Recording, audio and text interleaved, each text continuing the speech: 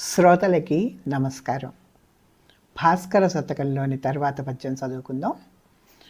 ఆదరవింత లేక నరుడు ఆత్మబలోన్నతి మంచివారికి భేదము ఖేదము చేయుటన్ తనదు పేర్మికి కీడగు మూలము ఎట్ల మర్యాద హిరణ్యకశిపన్ ధనుజుండు గుణాఢ్యుడైన ప్రహ్లాదునికి ఎగ్గుచేసి ప్రళయంబును పొందడే మున్ను భాస్కర.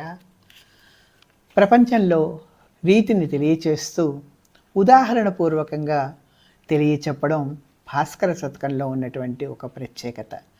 మనకి పురాణాల్లో చెప్పబడింది, హిరణ్యాక్ష హిరణ్యకశిపులు రాక్షసులు, వాళ్ళు తమకు ఎదురులేదని ఇష్టం వచ్చినట్టుగా అందరినీ సంహారం చేయడం, నాశనం చేయడం ప్రారంభిస్తే అందులో హిరణ్యాక్షుడు భూమినే ఎత్తుకుపోయి సముద్రంలో పెట్టాలని ప్రయత్నం చేస్తే విష్ణువు వారిని వరాహ రూపంలో వధించడం, ఆ వరాహ అవతారం.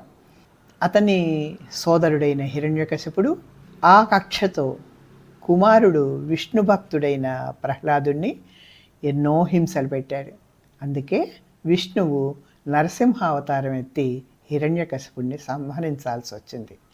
అంటే నీతి నెరగనటువంటి హిరణ్యకశిపుడు తన బలాన్నే ప్రధానంగా నమ్ముకొని కుమారుడైన ప్రహ్లాదుడికి కీడు చేయి తలపెట్టి తనే నాశనమైనట్టుగా, ఎవరైనా తన బలాన్ని నమ్మి మంచివారికి కనుక కీడు చేయ తలపెడితే వాళ్ళకే హాని కలుగుతుంది, వాళ్ళకే కీడు కలుగుతుంది, వాళ్ళే నాశనం అవుతారు అని తెలియచెప్పేటువంటి నిదర్శనాపూర్వకమైనటువంటి పద్యం.